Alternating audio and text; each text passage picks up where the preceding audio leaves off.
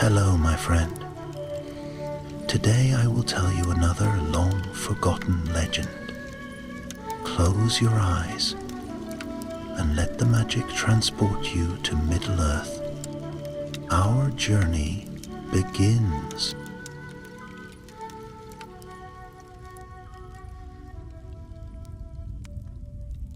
Long ago, when the first age of the world drew to its close, a war greater than any before or since shook the northern lands. The War of Wrath, it was called, when the hosts of the Valar came out of the west to challenge the dark power of Morgoth, first and greatest of the rebels against Eru. The skies had thundered with fire, the seas had swallowed coastlines, and mountains had been broken.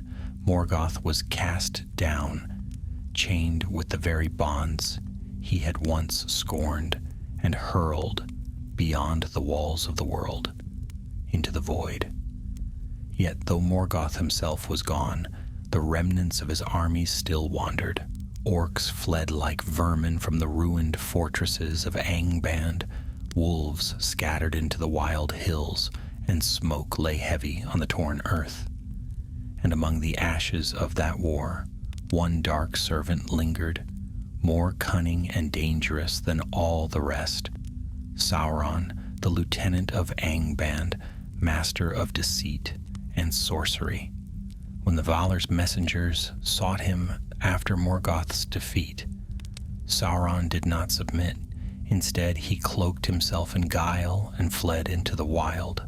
Some say he hid in shadow, others that he wandered the blasted plains in forms too dreadful to name. But among men and elves of the north, a tale began to grow, a tale of a monstrous hound that prowled the wastes. It was said to be greater than a horse, its pelt black as midnight, and its eyes like coals from a dying fire. Its howl was heard on moonless nights, echoing across the desolation where Angband once stood. It left behind only blood and silence, for none who faced it lived to tell their tale.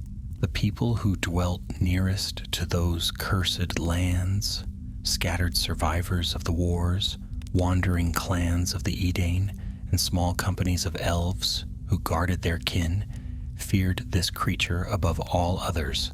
They whispered that it was a fell wolf, kin to Draugluin and Carcharoth of old, a beast born of Morgoth's foul breeding. But in truth, it was Sauron himself, hiding from the Valar's judgment, taking the guise of a hellhound to strike fear and to slay any who might betray his presence. In those days, there lived an elf named Arduin, captain of a small band of survivors from the wars. He was of the Noldor, tall and stern, though his raiment was worn with travel and his eyes bore the weight of sorrow.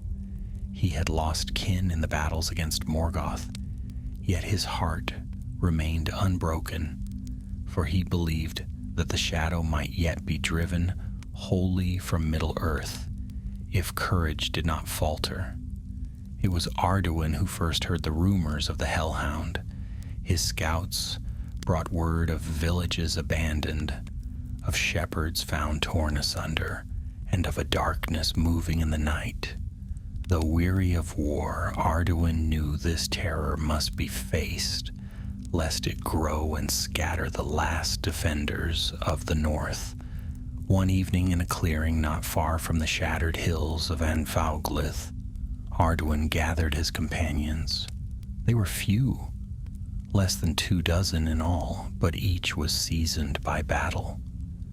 A fire burned low in their camp, casting long shadows among the trees.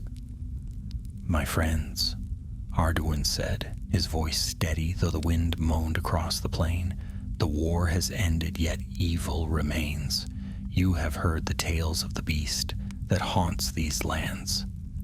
I tell you this, it is no ordinary wolf, but a shadow greater and more cunning. It strikes not for hunger, but to silence us, to drive us away from the ruins it now claims as its lair. I fear we face a power of Morgoth's own, escaped from judgment." The elves and a few Edain among them exchanged uneasy glances.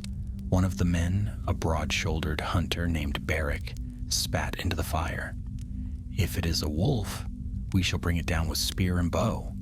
If it is more than that, then better we die facing it than flee like rabbits." Arduin gave a grim nod. "So we must hunt it and learn the truth. But take heed. The foe we chase is clever. We shall not meet it as hunters alone, but as warriors wary of sorcery." That night, while the stars wheeled coldly above, the company prepared themselves. They reforged broken blades, strung bows, and whispered prayers in the tongues of their fathers. And though they did not yet know it, they were setting forth not merely against a beast, but against Sauron himself, the cunning servant of Morgoth, now wearing the shape of the Hellhound. For 3 days they tracked signs across the barren plains, paw prints larger than a man's head, bones gnawed and scattered, and claw marks gouged deep into stone. The hunters felt a growing dread, for the beast seemed to know they followed. Often they found false trails or were led into hollows where shadows lingered unnaturally. The air grew heavy, and at night they heard howls that froze their blood. On the 4th night, as the company camped in the ruins of an old watchtower, the Hellhound came near. Its eyes glowed in the darkness, watching from the edge of the firelight. The elves loosed arrows, but the shafts vanished as though swallowed by the night. A howl rose, long and terrible, echoing across the stones, and many of the company quailed. Arduin alone stood firm. Drawing his sword, he cried aloud, "By the light of the stars and the fire of the west, I defy you, shadow of Morgoth." But when he stepped forward, the beast was gone. Only the echo of its laughter lingered on the wind. The morning after the Hellhound's appearance at the edge of the watchtower, the company woke unsettled. The fire had burned to ash, and though they had kept guards through the night, no one had seen the beast leave. It was as if the shadows themselves had closed around it, swallowing the monstrous hound whole. Arduin stood apart from his companions, gazing east toward the distant haze that veiled the ruins of Angband. The wind carried a smell of smoke, though no fire could be seen. He clenched his hands around the hilt of his sword, and the faint glimmer of its steel seemed to strengthen him. "We cannot turn back," he said, when his companions gathered around. "The creature tests us. It seeks to break our courage before we face it." Beric, the mortal hunter, muttered darkly, "It nearly succeeded. I swear I felt its eyes staring into my very heart. Arduin, if this is some demon out of Angband, do you truly think we can stand against it?" The elf captain did not flinch. "We can, if we stand together. That is why it stalks us instead of striking openly. It knows we are more dangerous united than divided." Some nodded at his words, though fear remained in their eyes. Yet there was also something else. Stubborn resolve, born of battle and loss. They had lived through the last, most terrible war of the First Age. Whatever this Hellhound was, they had already seen worse. That day, their trail led them through the high ridges, overlooking the Enfoglyth. Once a plain, but now a wasteland of ash and broken rock. Here they found more signs of the beast. Paw prints gouged into stone, as though the hound's weight was too great for mere earth to bear. They passed the remains of another camp, though this one was no simple band of wanderers. Broken shields and snapped spears marked the place where warriors had stood. Men perhaps Edane like Beric, but long dead now, their bodies gnawed until little was left. "This is no wild wolf's work," whispered one of the elves, her voice hushed in horror. "It slaughtered them to the last man." Arduin knelt beside the ruins of a shield, tracing the burned wood with his fingertips. "It kills to erase witnesses," he said softly. "Not to feed. This creature does not hunt for hunger. It hunts for silence." The words chilled the others. None dared speak further until they reached shelter that night. As dusk fell, they camped in the shadow of a great ravine, where trickling water still ran between cracked stones. The company set their guard again, doubling their watch. Yet unease lingered like a storm, ready to break.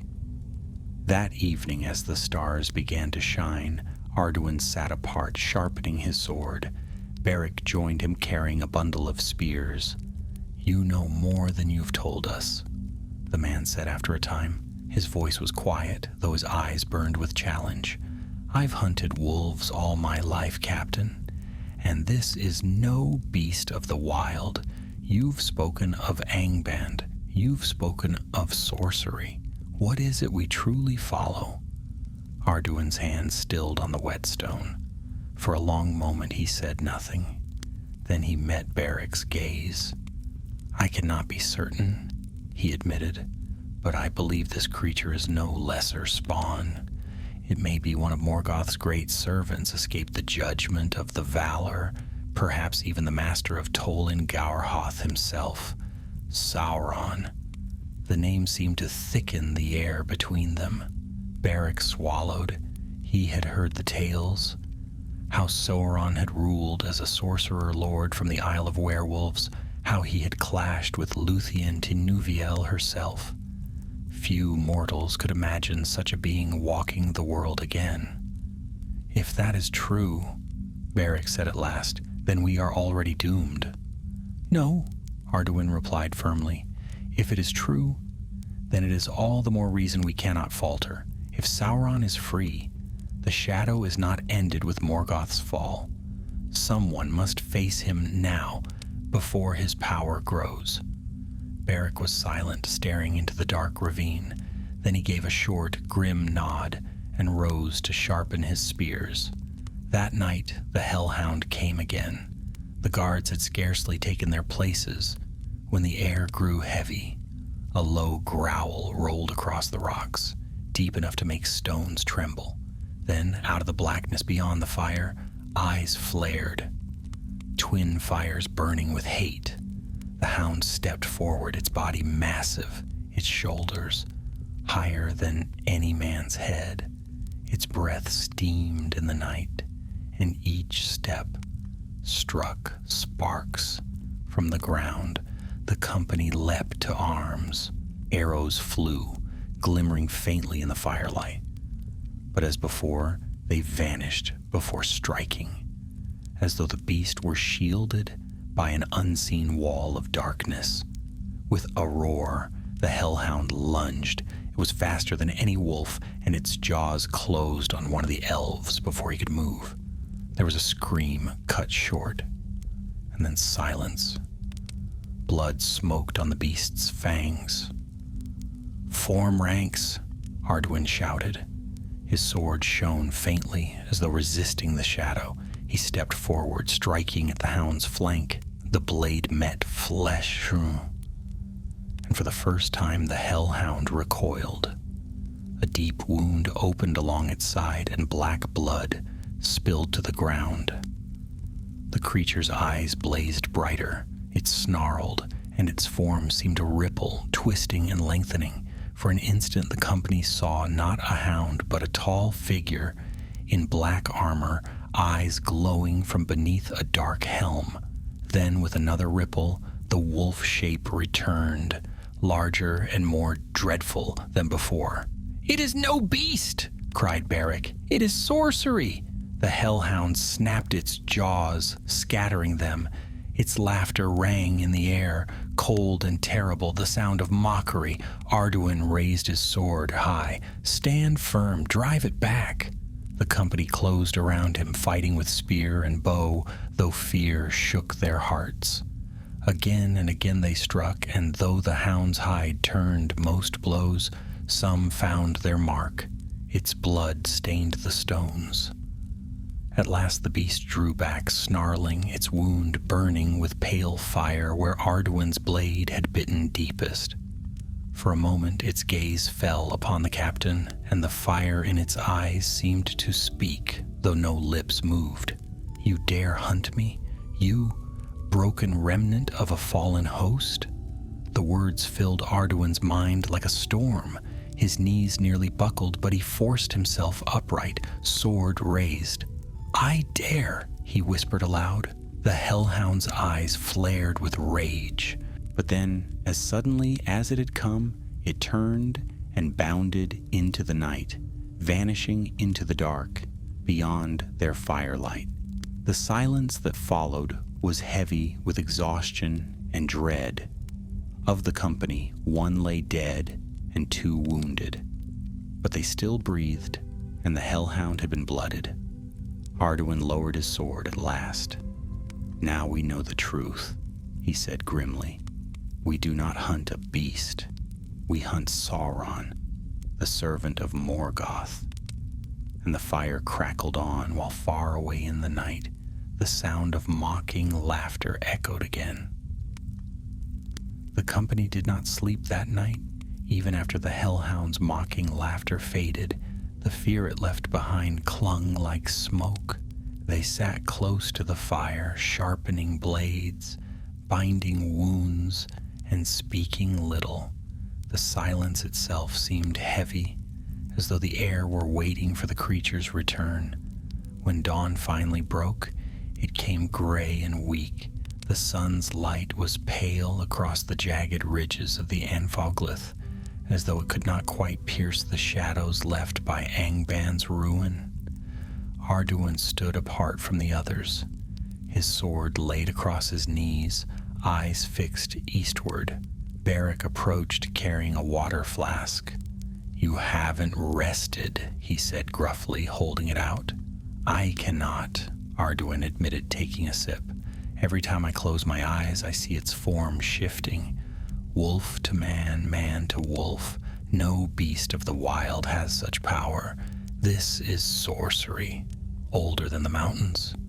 Beric crouched beside him. His face was hard, lined with exhaustion, but his eyes burned with stubborn fire. "You said it yourself last night. This is Sauron, the lieutenant of Morgoth. If that's true, then why hasn't he slain us all already? He had the chance." Arduin frowned. Perhaps he toys with us, or perhaps he fears something. He cloaks himself in shadow, yes, but he has not yet summoned an army. He fights as though he must keep his presence hidden. That is our only advantage. He dares not call too much attention. Beric rubbed at his jaw. "So what do we do? Keep chasing him until he decides to be rid of us?" The elf captain rose, tall and straight despite his weariness.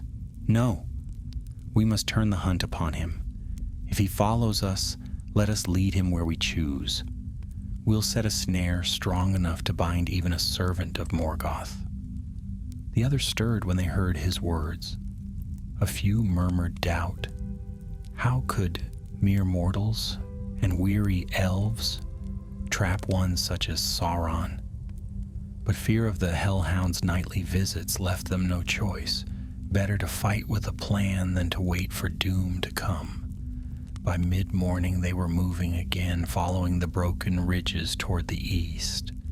The trail of the Hellhound was clear, blood spattered on stones, paw prints gouged deep as though by iron claws, the faint stench of smoke and rot lingering in the air. Yet always the beast stayed just ahead, never far enough to be lost, never close enough to strike. It was as though it wanted them to follow. "Do you see?" whispered one of the elves, her hand tight on her bow. "It leads us east, toward the ruins of Angband." Arduin heard her but did not answer. He had seen it too. At midday, they crossed a field of broken rock where once a fortress wall had stood. The stones were blackened, melted as if by fire greater than dragon flame. In the distance, peaks rose like jagged teeth, the remains of mountains torn apart when Morgoth fell. The very earth here was scarred, groaning under memories of war. Beric's voice was low as he walked beside Arduin. "If we keep east, we'll walk straight into the shadow of Angband. Are you certain of this path?" Arduin's eyes never left the horizon. "The closer we are to his lair, the more he will believe us fools. That pride may be our weapon. He will follow if he thinks us careless." And so they pressed on, though unease gnawed at them. By evening they reached the mouth of a ravine where black cliffs rose high on either side. A ruined watchtower clung to one cliff edge. Its stones half collapsed, its stairways crumbled. It had been built long ago by elves of the north, abandoned even before the War of Wrath. Here Arduin called a halt. "This place will serve," he told the company. "We will not wait for the beast in the open. Tonight we set the snare." They worked quickly, though nerves frayed every hand. Some laid traps of steel, pitfalls covered with brush, sharpened stakes hidden in shadow. Others prepared fire, kindling torches and stacking wood so flames might be raised swiftly to drive back the dark. Arduin himself marked the ground with runes of light, tracing them in a tongue older than men, taught to him by masters of the Noldor. When Beric asked about them, Arduin explained, "These are wards against shadow. They will not hold him long, but if he takes wolf shape, the fire may weaken him. We must strike swiftly then." The company ate little that night, nerves stealing their hunger. They took their positions before dusk, crouching in the tower's ruins or hiding in the brush along the ravine. Arduin stood at the center, sword in hand, his face calm though his heart pounded. The sun sank and the world grew still. For a time nothing stirred. The silence deepened until even the wind seemed to hold its breath. Then it came.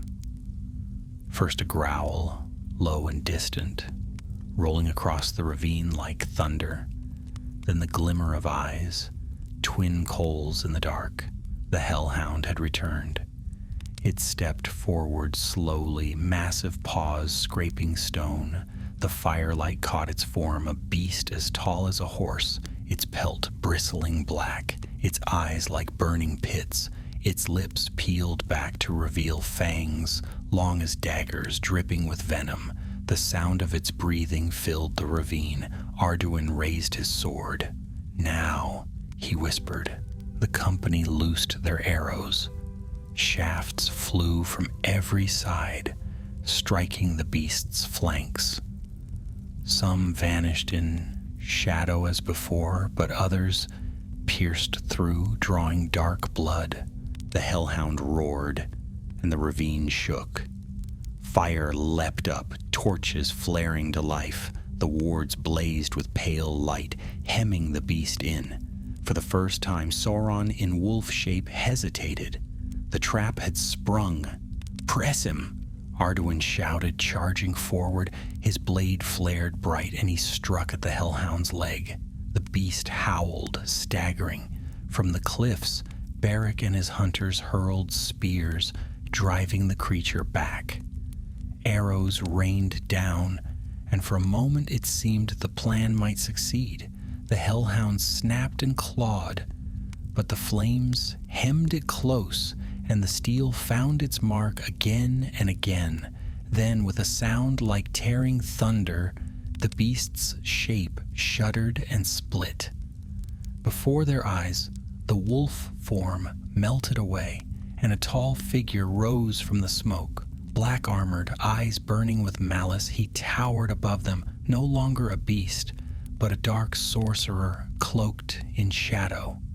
"You dare," Sauron's voice thundered, "to snare me like a beast in the field?" The wards flared, flickering under his power. Torches dimmed. Fear swept the company like a cold wave. Yet Arduin stood fast, lifting his sword. "You are hunted, servant of Morgoth. You cannot hide forever, submit or be slain." For a heartbeat, silence hung. Then Sauron laughed, a terrible, mocking laugh that rang across the ravine. "Slay me? You know not what you face, child of the Noldor." With a sweep of his hand, shadows surged. Fire died. The wards cracked like glass, and the battle for the snare began in earnest. The ravine trembled with the sound of Sauron's laughter. It was not the wild baying of the Hellhound anymore, but the deep, rolling voice of a master who had once commanded armies. The stones themselves seemed to shiver, as if the earth still remembered the days when he was lieutenant of Angband. Arduin gripped his sword tighter. Though his heart pounded like a drum, he stepped forward, refusing to yield. The flame of his blade glowed brighter, faint but steady, and its light shone in the dark, as if answering the shadow. The company closed in behind him, though fear was plain on their faces. Some shook as they held their bows. Others clutched spears in white-knuckled hands. They had fought wolves and orcs, even balrogs, in the dreadful war just ended. Yet here stood a power of Morgoth himself, towering over them like a dark tower, eyes burning as if coals had been set in a mask of steel. "You call me beast," Sauron said, his voice carrying like thunder between the cliffs. "You set snares, as though I am some wolf of the hills. You have forgotten who I am. I am Gorthor the Cruel. I am Sauron, who bent kings to his will, who razed the fortress of Tolkien, who broke the faithful with terror. Do you think your petty traps will bind me?" His words pressed against their minds like iron chains. Some stumbled, dropping weapons. A few covered their ears, though no sound could block the voice. It entered thought and bone alike. But Arduin lifted his blade and cried, "You are but a shadow of your master, and your master is gone. We will not flee, we will not bow." A flicker of fury crossed Sauron's burning eyes. Shadows swirled about him, and the torches they had lit sputtered, flames shrinking as if gasping for breath. Then he moved. The speed with which he struck was terrifying. One moment he stood in the center of the snare, tall and dreadful. The next, he was upon them, cloak of shadow sweeping wide. An elf archer cried out as Sauron's hand, black and clawed, seized him by the throat. The man's bow clattered to the stones, and in a single motion, Sauron hurled him against the cliff wall. Silence fell where he struck. "Hold!" Arduin shouted. He leapt forward, his sword flashing. Steel met shadow with a hiss like fire in water. The light of his blade cut through the black, and Sauron snarled as the strike grazed his armored side. The company rallied. Spears thrust, arrows flew, and Beric charged with a great hunting spear gripped in both hands. He plunged it towards Sauron's chest, but Sauron caught the shaft before it struck true. His black fingers closed, and the wood cracked as though it were no stronger than a twig. With his other hand, he backhanded Beric, sending the man sprawling across the stones. Blood marked the path where he slid. "Pathetic," Sauron spat, his voice like molten stone, yet for all his might he did not stand untouched. The elves pressed him hard, their weapons glowing faintly with the memory of Valinor.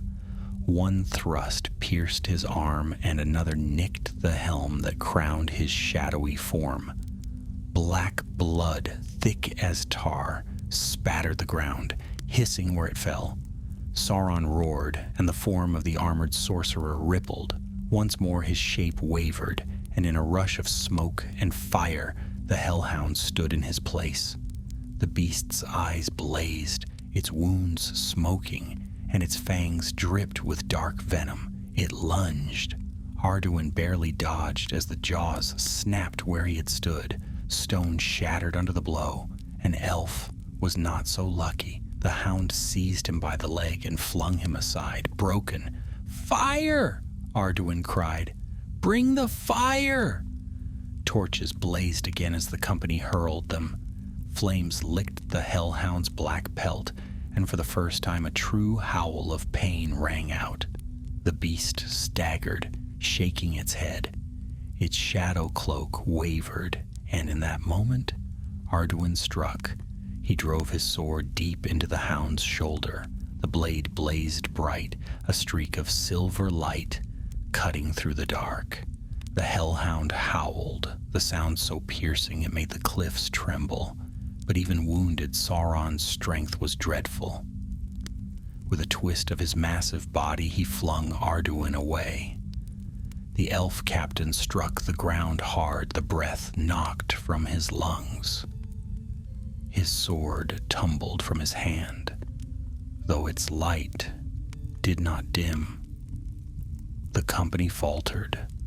Some fled toward the ravine's mouth, fear overwhelming courage. Others pressed in vain, their weapons glancing off the beast's hide. Through the haze of pain, Arduin forced himself up. His eyes sought his sword, still glowing where it had fallen. He crawled toward it, every breath agony, while the battle raged around him. Beric staggered to his feet nearby, face bloodied, but his eyes burned with determination. Snatching up a fallen spear, he shouted, "Come then, beast, take me if you dare." The Hellhound turned its blazing eyes on him. For a heartbeat, the two faced one another. A mortal hunter against the greatest servant of Morgoth left in Middle-earth. Then the beast lunged. Beric thrust his spear with all his strength. It struck deep into the hound's throat, though the shaft shattered even as it pierced. The Hellhound reeled back, howling, blood pouring black and hot. Arduin seized his sword, and with a final burst of strength, hurled himself forward. He slashed across the hound's chest, leaving a burning wound that split fur and flesh alike. The creature staggered. For a terrible moment, it seemed to falter. Then Sauron's laughter rang out again, not weak, but terrible, defiant. Smoke burst from the wounds, cloaking him in shadow. His shape rippled once more, dissolving into storm and flame. In an instant, the Hellhound was gone.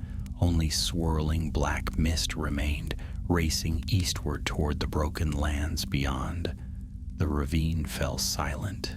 The survivors stood gasping, staring into the night where he had vanished. The ground was scarred, stones blackened with his blood. 3 of their number lay dead.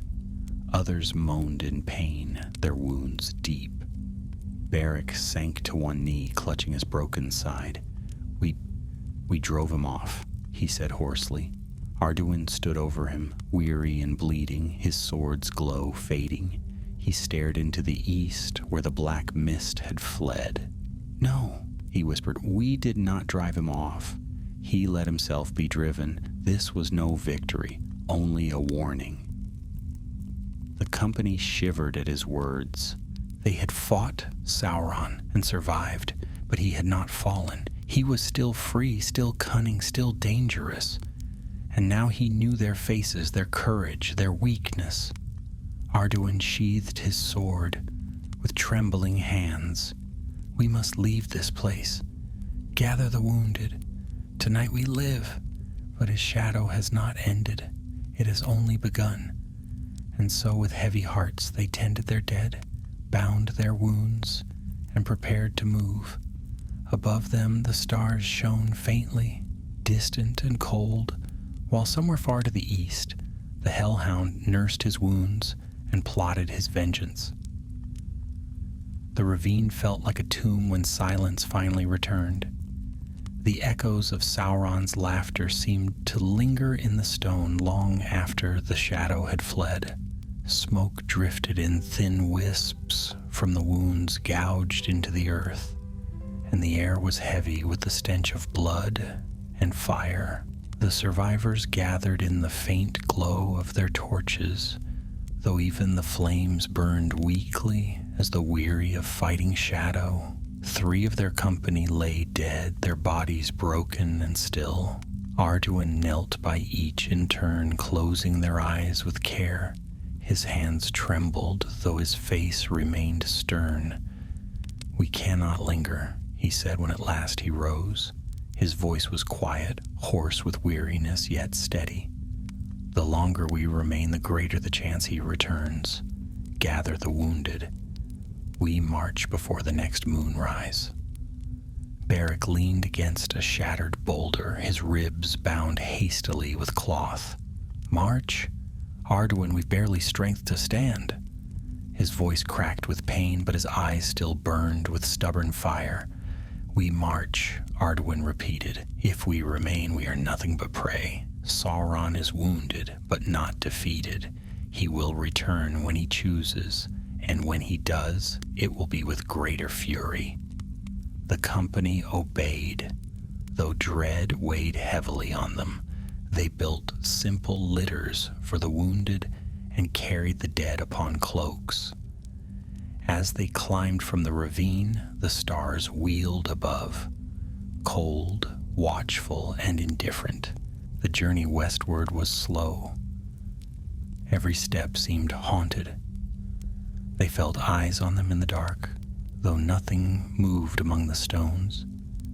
Sometimes a distant howl echoed low and terrible, and, though it faded on the wind, it froze their blood all the same. By the second night, their strength was near breaking. The wounded groaned with every step, and the healthy stumbled from exhaustion. When at last they found shelter in the ruins of a fallen watchtower, they collapsed in silence, too weary even to eat. Arduin kept watch alone, sword laid across his knees, eyes fixed eastward. The others slept fitfully, tossing and murmuring in their dreams. The elf captain thought of the battle in the ravine, of his sword striking true, of Sauron's blood burning on the stones. They had faced the servant of Morgoth and lived, but at what cost? His thoughts were grim when dawn came. Far to the east, in the blackened wastes that once lay beneath Angband, Sauron crouched among the ruins of a broken fortress. His form shifted as he brooded. One moment man-shaped and terrible, clad in dark mail, the next a great hound licking wounds that smoked with pale fire. He growled low in his throat, the sound echoing among the shattered stones. He pressed a clawed hand to his chest, where Arduin's blade had bitten deepest. Even now the wound burned with light, a mark left by a weapon forged with memory of the West. He despised it. He despised the elves who wielded it. But more than that, he despised his own weakness. The Valar's wrath had broken his master and scattered his armies. Sauron had fled rather than face judgment, hoping to escape their gaze. Yet in hiding, he had allowed himself to be hunted by scraps of elves and men, remnants of the war he had once commanded. He had nearly destroyed them in the ravine, but not entirely. They had drawn his blood. They had defied him. That could not be borne. Fools, he thought, his eyes glowing in the ruin. They believe they hunted me. They do not see that I allowed their game to learn their measure, but they have shown me their strength and their weakness. His mind turned swiftly, weaving plans. He could not yet reveal himself fully. The Valar's gaze might still seek him if he summoned great armies or drew too much power. No, he must rebuild in secret. He must move eastward beyond the lands still watched by the faithful into the wild where shadows might grow again. But before he went, he would leave a mark. The hunters who had faced him would not escape untouched. Their courage must be broken, their tail twisted to fear. If the scattered people of the north learned that Sauron endured, let them also learn that he was more dreadful than before. The Hellhound's laughter rose once more among the ruins, low and cruel. Back in the west, the company's retreat wore on. Days passed in weary silence. The land softened as they left the black scars of Anfauglith behind, but fear did not ease. Every night they lit great fires, though flame gave little comfort. Dreams were troubled, haunted by eyes that burned and voices that whispered in mockery. At last, one evening, Beric spoke, what many had thought but none dared say. "We cannot fight him again," he said as they huddled by the fire. His face was pale, his wound bound tight, but his voice carried. "We faced him once, and we lived only because he chose to flee. Next time he will not flee. Next time he will end us." Silence followed. Some nodded, their eyes shadowed with fear. Others looked to Arduin, waiting for his answer. The elf captain sat still, his face unreadable. At last he said, "You are right, Beric. We cannot fight him as we are, but we cannot leave him unchallenged. If he escapes eastward, he will rise again, stronger, darker. We have seen what he is. That knowledge is our burden." "And what then?"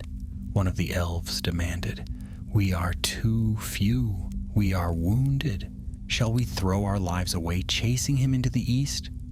Arduin's eyes shone with quiet fire. "No, but we can carry word. We can warn others. The shadow is not ended. The world must know it." His words struck the company into silence once more, heavy but steadier than despair. Yet in his heart Arduin knew the truth. Sauron had not fled in defeat.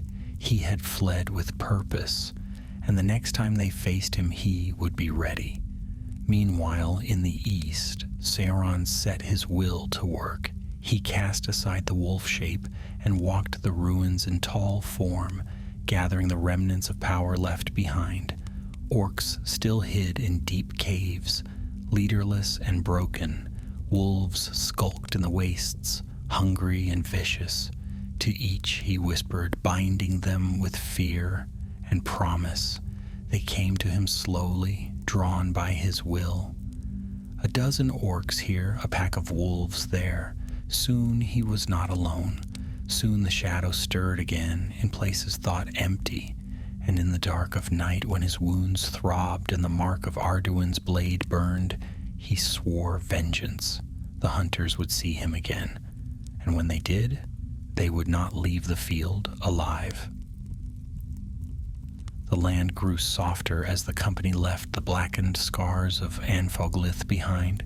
Grass began to spread in patches, and streams of clear water wound through valleys, untouched by ruin. Yet though the world seemed to heal, the company could not.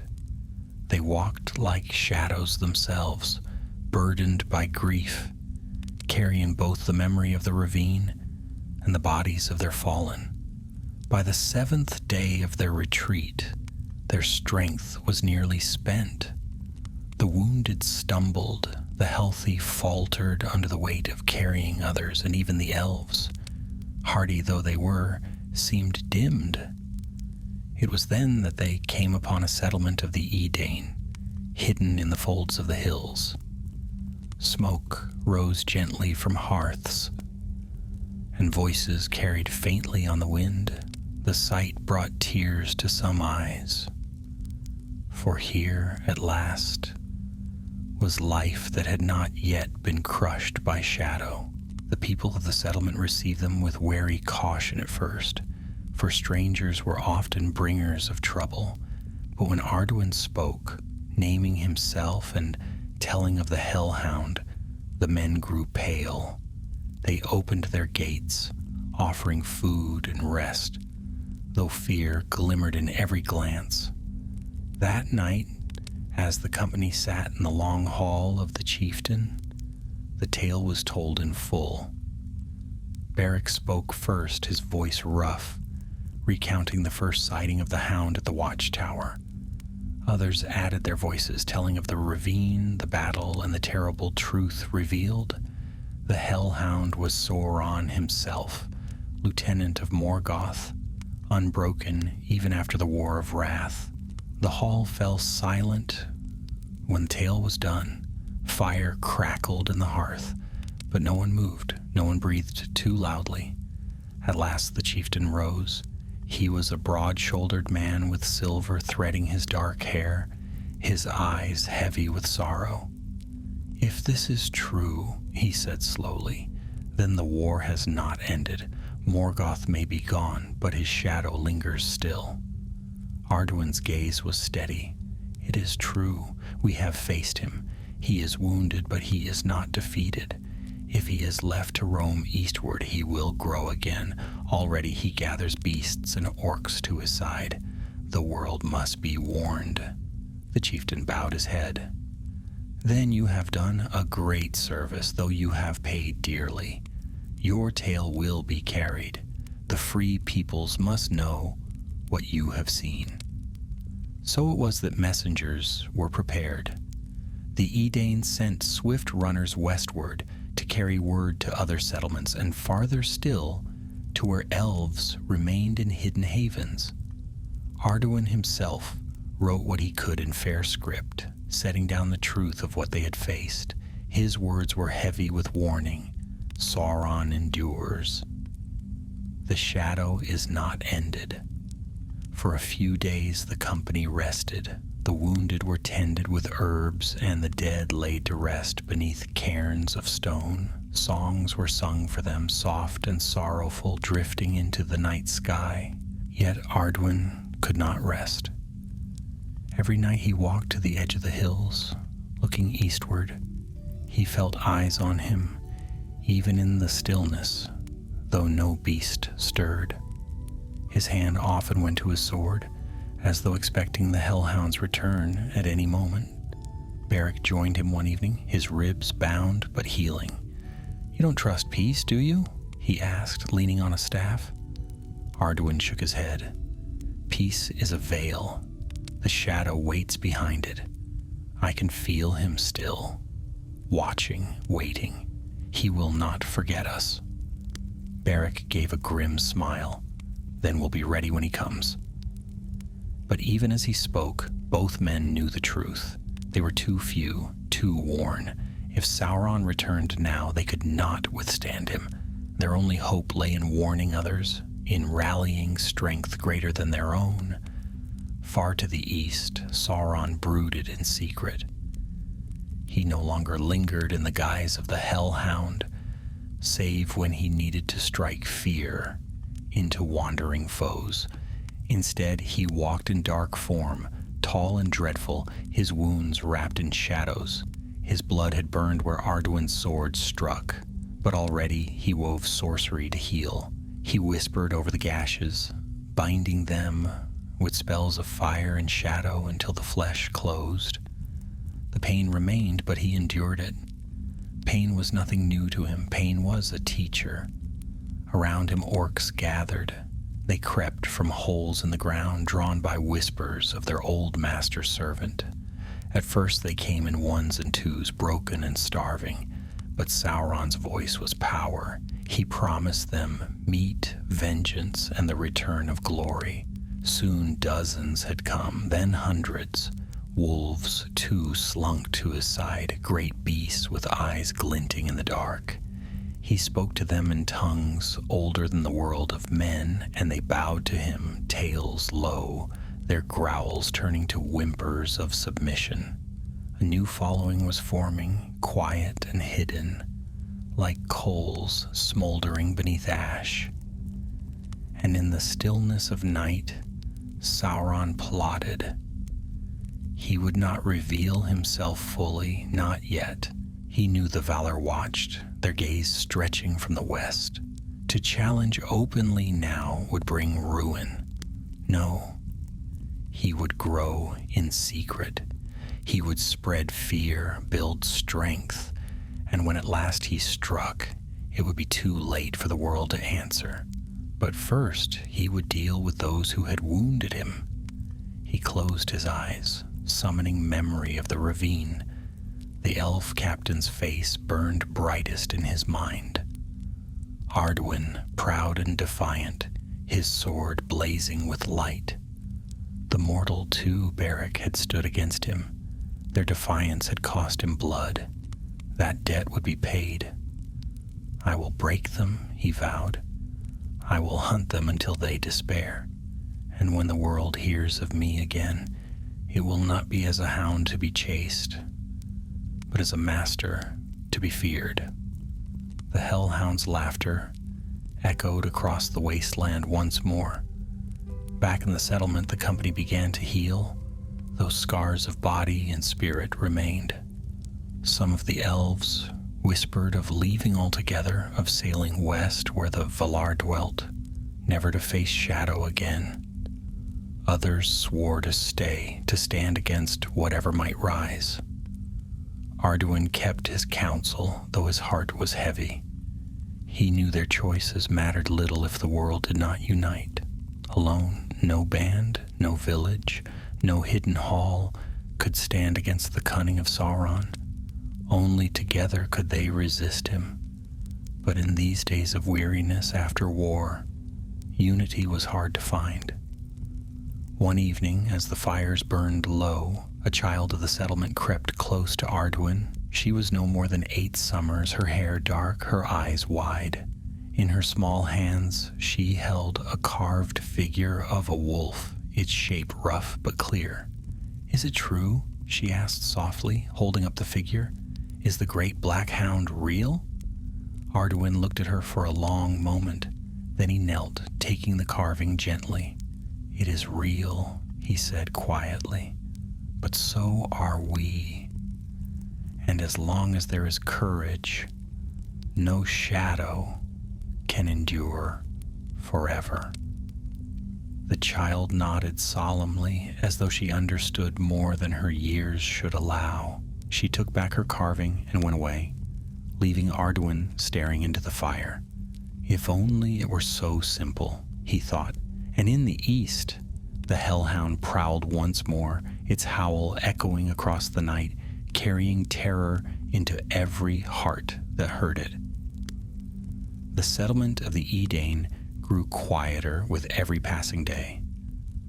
Though life went on, fires lit at dawn, fields worked, children's laughter rising from the yards, a shadow lay over the people. They had heard the tale of the Hellhound, and no matter how many times Arduin or Beric reassured them, the fear remained. At night, the villagers lit greater bonfires than ever before, feeding them with precious wood until sparks leapt into the sky. Yet even the flames could not keep out dread. Arduin watched it spread like frost across the faces of the people. He saw mothers hush their children when the wind howled. He saw fathers sit sleepless with spears in hand, as though expecting the beast to come crashing through their gates at any moment.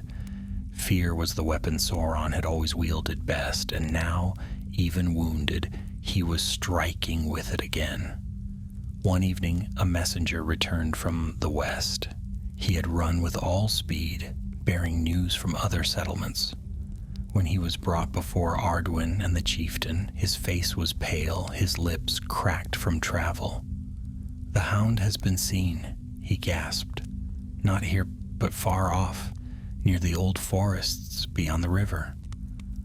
A village was found burned, nothing left but ashes, no bodies." The hall went still. Beric leaned forward. "No bodies? What do you mean?" The messenger swallowed hard. "They say the Hellhound took them all, men, women, children. Not one was left behind." A murmur ran through the hall. Some covered their mouths in horror, others muttered curses under their breath. Arduin's eyes darkened, though his face remained calm. "It begins," he said softly, almost to himself. That night, while others whispered of fire and wolves, Arduin sat awake with Beric by the gate. The mortal's side was healing, though every breath still made him wince. He stared into the distance as though trying to pierce the dark with sheer stubbornness. "He's toying with us," Beric muttered. "First he stalks us, then he spares us. Now he burns villages, leaves no trace but ashes. He wants the world afraid." Arduin nodded. "Fear binds more tightly than chains. If the people believe he cannot be fought, they will surrender before he even raises an army." Beric spat into the dirt. "So what do we do? Run from fire to fire, warning folk who won't believe us until it's too late?" The elf captain was silent for a moment. Then he said, "Yes, that is what we must do. We cannot slay him with numbers alone, but we can keep his shadow from spreading unchecked. We must bear the truth to all who will listen. And if he strikes again, we must be there to meet him." Beric gave a rough laugh. "You speak as though we are more than a handful of weary souls with broken weapons." Arduin's gaze turned eastward toward the dark horizon. "We are not many, but if we do not stand, who will?" Far to the east, the Hellhound prowled once more. Sauron had left the ruins of his lair and moved among the wild lands where men still lingered in scattered settlements. At night he took wolf shape, vast and terrible, his eyes blazing in the dark. His howls carried for miles, freezing every heart that heard them. When he struck with cruelty. He burned villages to the ground, not for need, but for terror. He left ruins smoking, with no trace of those who had lived there. Some he slew outright, devouring in the form of the hound. Others he drove before him, taking them eastward, vanishing into the night. Rumors spread faster than truth. Some said the Hellhound devoured souls, others that he could not be slain, that he was a spirit loosed from the void.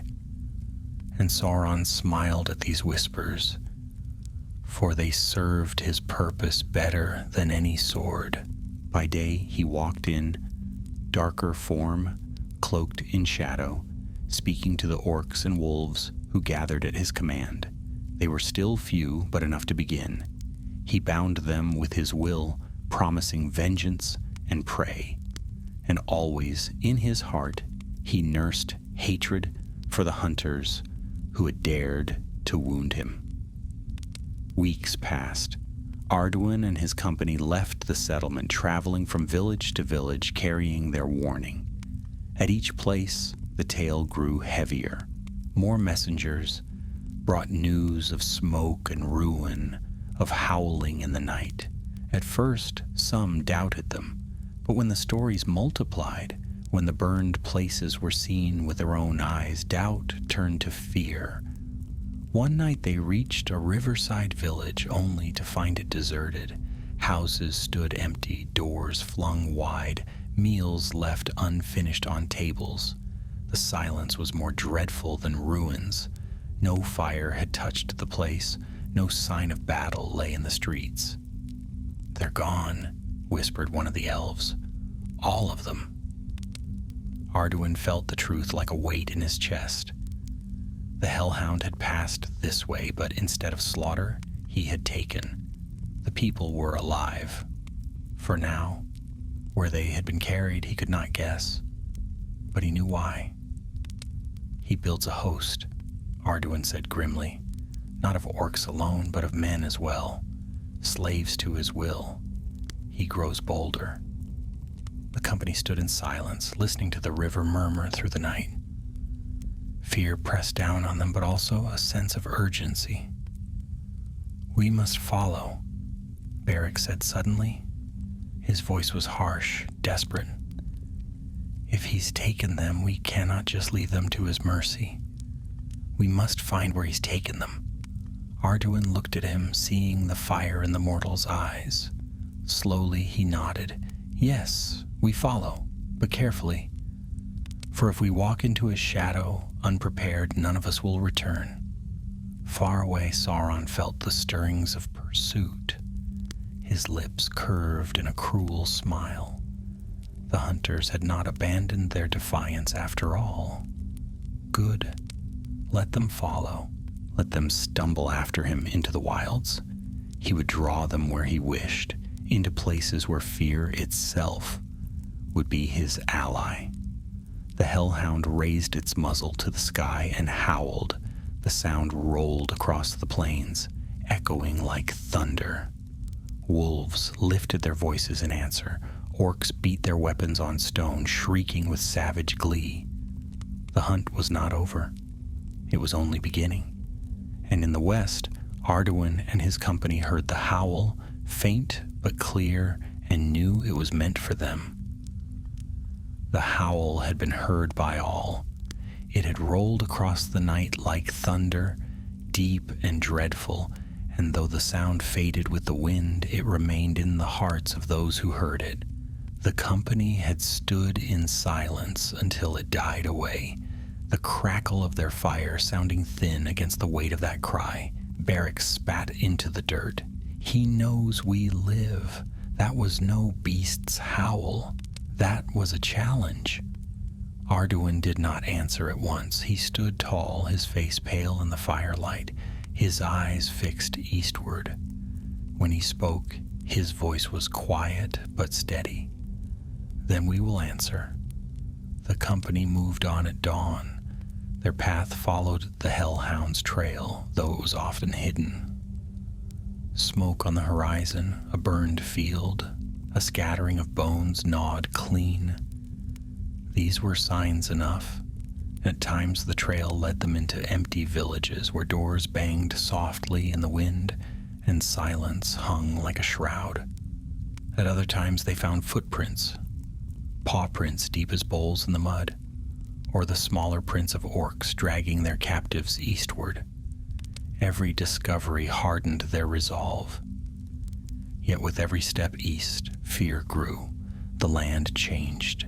Trees grew twisted, leaning toward the east as though bent by unseen hands. Streams ran sluggish, their waters dark with silt. Even the air seemed heavier, as if weighed down by shadow. On the fourth night of their pursuit, they camped in the ruins of a stone hall. The roof had long since fallen, and moss covered the broken walls, but it offered shelter from the wind. As they sat around their small fire, Beric broke the silence. "How do we fight him?" he asked suddenly, his voice sharp. "We've seen what he is. Steel cuts him, yes, but it doesn't end him. He can change his shape. He can twist the air with his voice. Even if we wound him again, he'll slip away into shadow. How do we kill a thing like that?" The others looked to Arduin, who sat with his sword across his knees. For a long moment he did not answer. Then he said, "We cannot kill him, not as we are. But perhaps we can weaken him, hold him, delay him long enough for others to strike. Alone we are not enough. But if we bear the truth to the greater houses of the elves, if we reach those who yet guard the west, then perhaps his shadow can be stopped before it rises to full strength." The words brought little comfort. Still, they were better than none. One of the younger elves spoke, her voice trembling. "And if he finds us first?" Arduin's gaze was steady. "Then we fight until the end." Far to the east, Sauron's host was growing. What had begun with scattered orcs and hungry wolves now swelled daily. He had gathered them to a ruined hill fort that had once belonged to the Edain, long before the War of Wrath. The walls were broken, the stones blackened, but to Sauron, it was enough. With his sorcery, he wove shadow across the place, cloaking it from distant eyes. He Here he worked his will. Orcs dragged stones into place, rebuilding walls under his lash. Wolves prowled the grounds, their eyes glinting in the dark. Captives labored as well, bound in chains, their faces hollow with fear. At the heart of the fort, Sauron stood in tall form, clad in black armor, though his wounds still smoked faintly beneath the plates. His eyes burned as he watched his servants toil. Already he could see what would be. A new stronghold, hidden in the wild, from which his shadow could spread. But always in the back of his mind, he thought of the hunters. He could feel their defiance still, stubborn as stone. And though they were small, though they were nothing compared to his might, they gnawed at him. "They will come," he murmured, his voice a low growl. "Let them come. This time I will not play with them. This time they will be broken." The wolves whined at his feet, and he smiled, cruel and cold. The company drew nearer each day, though they did not yet know it. They followed the river eastward until it bent north, then struck across the plains. The signs of orcs grew clearer, blackened campfires, refuse scattered across the land, crude symbols scrawled on stone. On the 7th day, they found a trail of blood. It led to a hollow where a handful of men lay dead, their chains broken, their bodies torn. Orc tracks surrounded them, but wolf prints lay heavy over all. They tried to flee, Beric said, crouching beside the dead. His face was grim. The orcs hunted them down. Arduin's hand tightened on his sword. He takes captives for more than labor. He feeds fear with their suffering. The company buried the dead as best they could. Though the earth was hard and stony, they sang no songs, for their voices were heavy with anger. That night, as they camped in a narrow vale, the Hellhound came again. It began with silence. Crickets ceased their song. The wind stilled. Even the fire burned low. Then came the sound of paws on stone, slow, deliberate, heavy. Eyes flared in the dark, red as burning coals. The company leapt to arms, hearts pounding.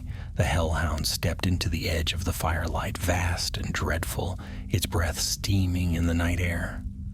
No attack came. It stood watching, its eyes fixed on them, its lips peeled back in a silent snarl. For a long moment, no one moved. Then slowly, the beast lowered its head, not in submission, but in a gesture of cruel mockery, as though bowing before prey it knew it could destroy. Beric shouted and hurled a spear, but the hound melted into shadow. Before it struck, the weapon clattered against stone, empty. From the dark came laughter, low, cruel, and familiar. Then silence returned. Arduin's knuckles whitened on his sword. "He wants us to follow. He draws us eastward." Beric's jaw clenched. "Then east we go. If he thinks to lead us into his lair, we'll strike before his game is ready." But in his heart, Arduin knew the truth. They were walking into Sauron's snare as surely as he had once walked into theirs. Far off in the shadowed fort, Sauron laughed again, the sound carrying on the wind. The hunt was nearly done. The land seemed to grow darker with every mile eastward. Clouds gathered, though no storm broke, and the air pressed heavy on the chest, as though the very sky disapproved of their journey. Even the sun, when it rose, gave little warmth. Its pale light seemed to fade against the shadow, creeping across the horizon. The company pressed on in silence. Few words passed between them now. Each was locked in their own thoughts, carrying memories of the battle in the ravine, the sight of villages burned, and the endless howl of the Hellhound that still rang in their ears. Arduin kept at their head, his cloak torn, his eyes fixed ahead with grim resolve. He had not slept properly in many nights, though he never faltered. Beric followed close behind, leaning on his staff when weariness overcame him, but refusing to yield. The others trailed after, weary but steadfast. They had come too far to turn back now. On the 10th day of their pursuit, they climbed a low ridge and looked eastward. What they saw chilled them.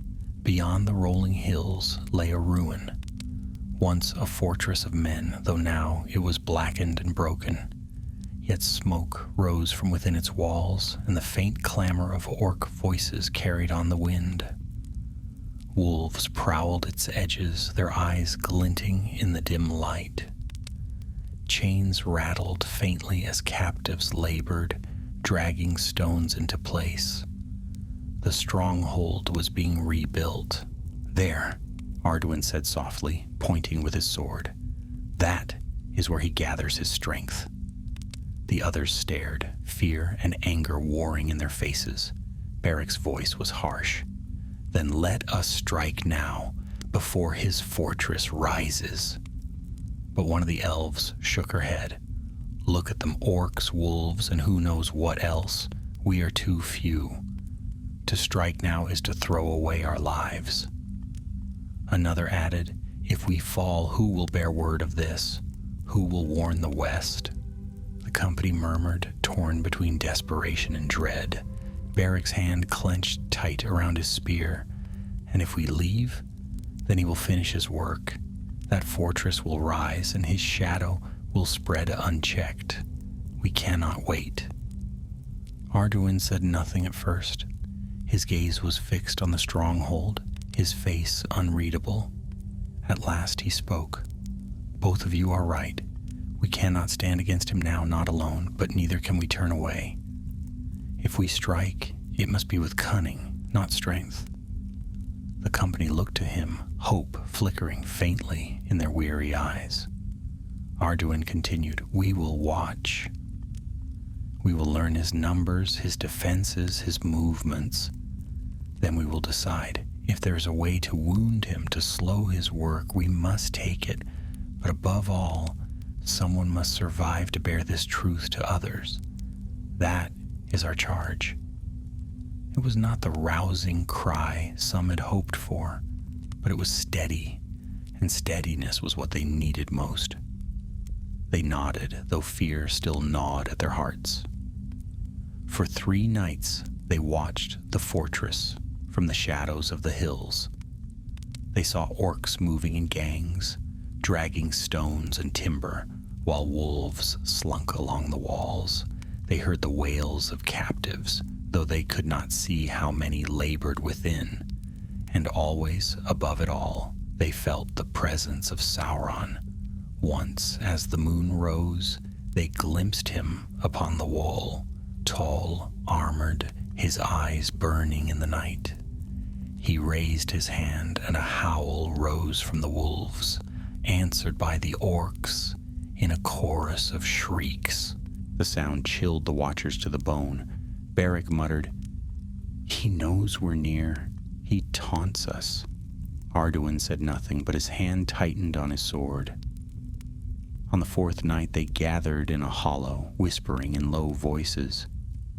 "We cannot simply watch," Beric argued, his voice fierce. "Every day his strength grows. Soon it will be too late. And if we attack now, we will all die," one of the elves countered. "What good will that do?" Beric turned on her, his face flushed with anger. "Better to die striking at him than cower while he builds his throne." "Enough," Arduin said, his voice cutting through their quarrel. Silence fell at once. He looked around at them all, his gaze hard. "We are not children to squabble. We are few, yes, but not powerless. A blade in the dark can wound more deeply than an army at the gate. If we cannot destroy him, we can at least hinder him." They leaned forward, listening as he laid out his plan. "We will strike by stealth, not at him, not yet, but at his supplies, his beasts, his labor. We will bleed his strength where we can, forcing him to waste time and fear shadows. If he believes more enemies are near, he may hesitate to reveal himself fully.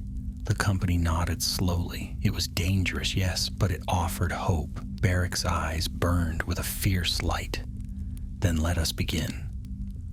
Far within the fortress, Sauron stood in a chamber lit by fire and shadow. Chains rattled in the corners where captives huddled, their faces pale with terror.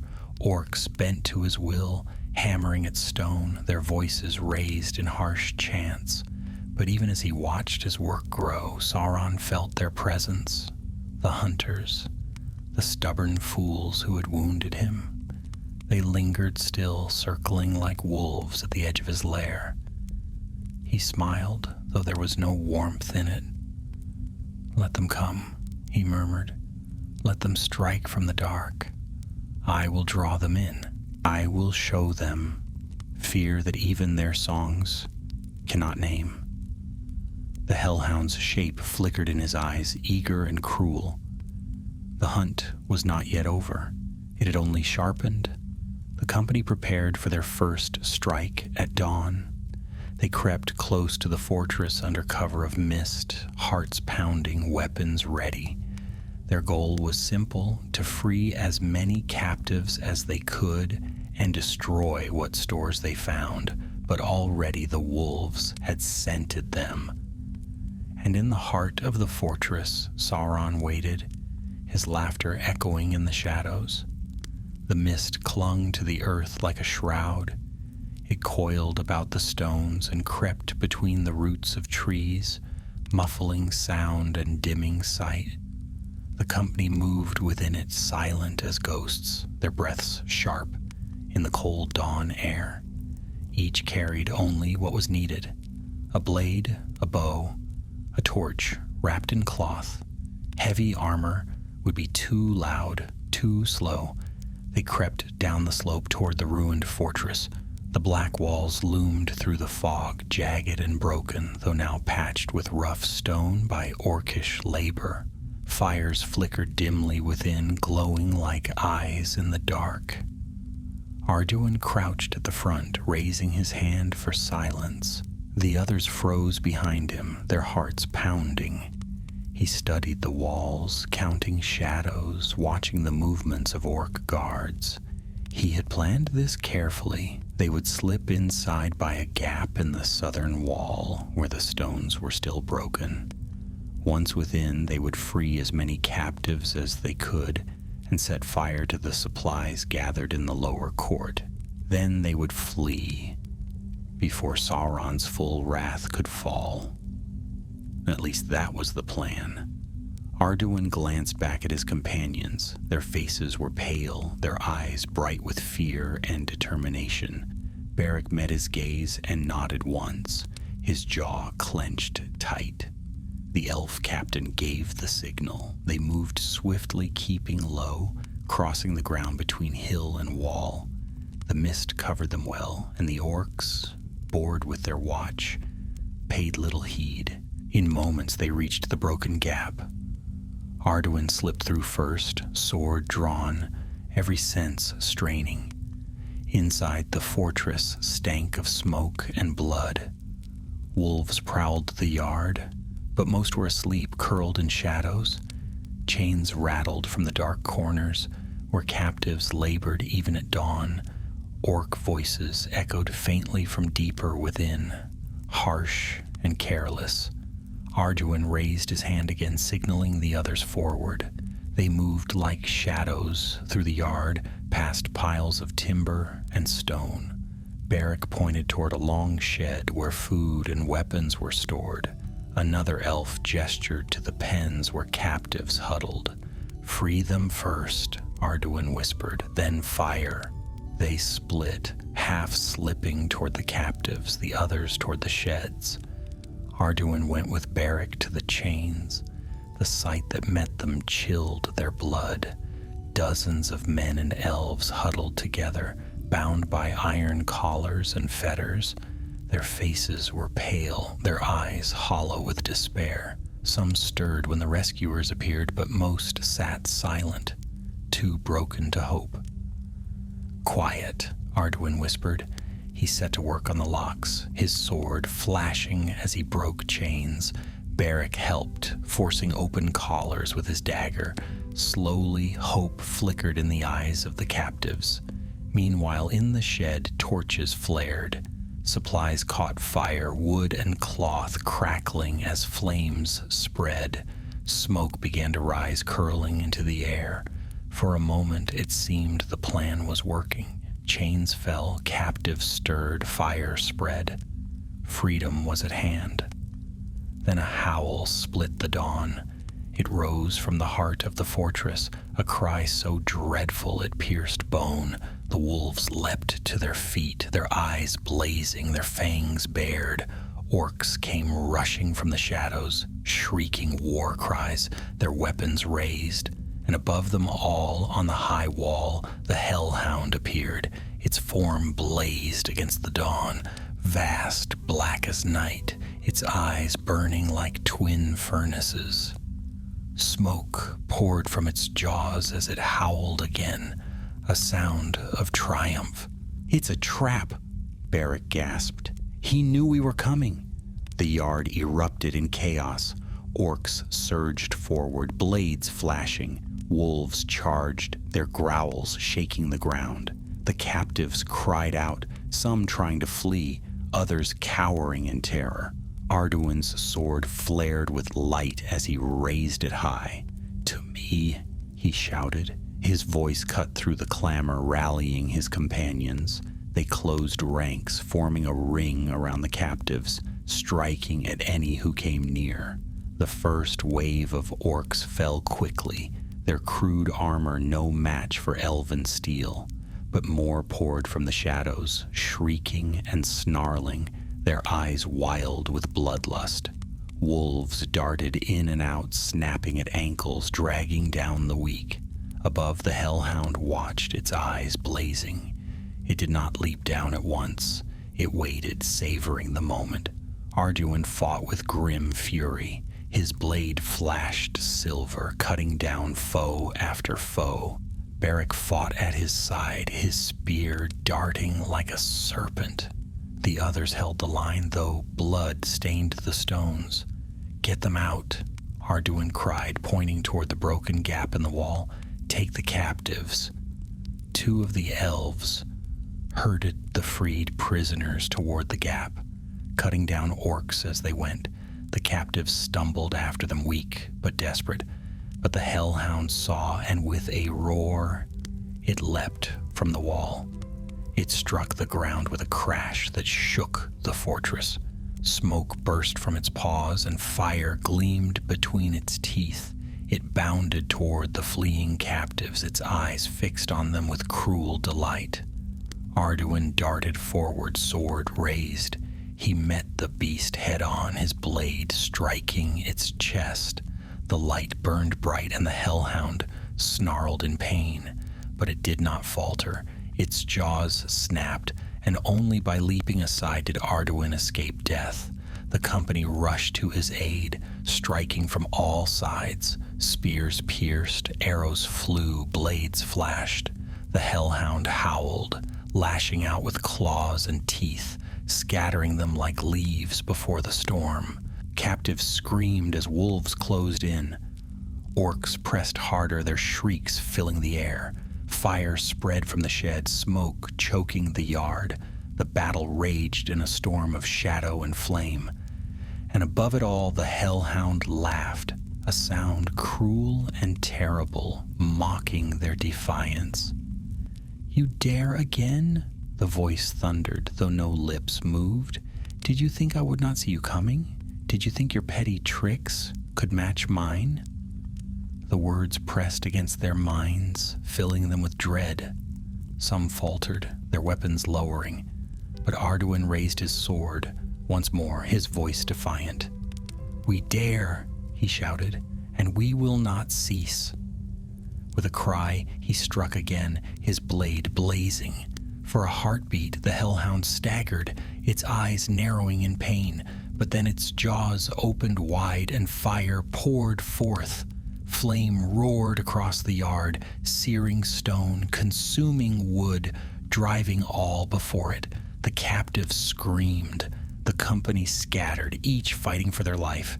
And in the chaos, the trap closed fully. For Sauron had not only lured them here, he had planned this moment, every step. The fire, the wolves, the orcs, all were pieces in his game, and now with the hunters within his walls, he would end them. Or so he believed. The courtyard of the fortress was fire and chaos. Smoke curled upward in choking clouds, sparks rained from burning sheds, and the roar of battle drowned out every other sound. Orcs shrieked as they pressed in from all sides. Wolves darted through the haze with fangs bared, and in the center of it all stood the Hellhound. Vast, black as night, its eyes burning like twin furnaces. The company fought with desperate fury. Arduin's sword blazed silver in the smoke, cutting through shadow and steel alike. Beric fought at his side, his spear darting with every breath he had left. Around them the elves struck swiftly, their blades singing while the freed captives stumbled toward the gap in the wall. But Sauron's laughter echoed over it all. "Fools!" the voice thundered, though the hound's lips did not move. "Did you think to outwit me? Did you think your courage enough to break my will? You are nothing but embers, and I am fire everlasting." The words pressed against their minds like iron bands. Some faltered, weapons lowering as despair crept into their hearts. Orcs rushed in at once, dragging them down. "Stand!" Arduin cried, his voice cut through the dread, steady as stone. "Stand and fight!" For a heartbeat, his courage steadied them. Blades rose again, arrows flew, and the orcs fell back. But the Hellhound advanced, step by dreadful step, its breath searing, its wounds smoking, where Arduin's blade had struck before. It wanted him most of all. The elf captain saw it in the fire of its eyes. The beast hated him, not for his sword alone, but for his defiance. It would not rest until he was broken. "Arduin!" Beric shouted, his voice raw. "We must get them out." He gestured toward the captives, who stumbled blindly through the smoke, pursued by wolves. Arduin's gaze flicked from them to the Hellhound, then back again. He knew he could not guard both. The choice tore at him, to save the helpless or to stand against the shadow. "Go!" he shouted to Beric. "Lead them out. I will hold him." Beric's eyes blazed with protest, but there was no time. With a grim nod, he turned and rushed towards the captives, spear flashing as he drove back wolves. The Hellhound lunged. Arduin met it head-on, his sword striking in a blaze of light. The beast snarled as the blade bit deep, black blood hissing as it spattered the stones. But its jaws snapped, and only by twisting aside did Arduin escape. Fire roared from its throat, searing the ground where he had stood. Around them the fortress shook with battle. The sheds collapsed in flames, sending sparks high into the sky. The cries of captives mixed with the shrieks of dying orcs. Smoke blinded the eyes, ash clogged the throat, and still Sauron laughed. "You cannot win, elf," the voice whispered inside Arduin's skull. "Even if you strike me down, I will return. I am the shadow that cannot be ended. But you will fall, and your people will remember only fear." Arduin's grip tightened on his sword. His whole body ached, his lungs burned with smoke, but his spirit blazed bright. "Then let them remember this," he whispered. With a cry he charged. His blade flashed in a wide arc, cutting across the Hellhound's chest. The beast howled, staggering back as light seared its hide. The company rallied. Arrows struck from the shadows, spears pierced its flanks, and for a moment it seemed the Hellhound faltered. Its form rippled, flickering between beast and man, smoke pouring from its wounds. But then the laughter returned, harsher now, edged with fury. "You wound me, yes," Sauron roared, "but you cannot end me." With a sweep of his great head, the Hellhound sent Arduin flying. The elf captain struck the ground hard, his sword tumbling from his grasp. His vision blurred, his breath caught in his chest. Through the haze, he saw Beric still fighting, dragging captives toward the gap. Wolves leapt at him, but his spear struck true again and again. Blood ran down his face, yet he stood firm. Arduin forced himself up, crawling toward his sword. His hand closed around the hilt, and once more the blade flared with light. But when he raised his head, the Hellhound was gone. Smoke swirled where it had stood, twisting upward like a storm. A tall figure rose within it, black-armored, eyes burning beneath a helm. Sauron in his true form loomed over them, dreadful and terrible. "I have played long enough," he said, his voice deep as thunder. "You live only because I allow it. But remember, this day, if you survive it, remember that you faced me and that I endured. My shadow will rise, and all will bow to it." With a gesture of his hand, the air cracked like thunder. A wave of shadow burst outward, hurling the company back, snuffing out flames, silencing cries. When the smoke cleared, the yard was empty. The wolves were gone, the orcs vanished, the captives dragged away. Only ashes remained. Sauron had fled eastward. The company staggered to their feet. The fire still smoldered, but the fortress was silent. The enemy was gone, leaving only ruin behind. Beric stumbled to Arduin's side, his face pale, his body trembling with exhaustion. He escaped," he said hoarsely. Arduin sheathed his sword slowly. The glow had faded, leaving the blade dull once more.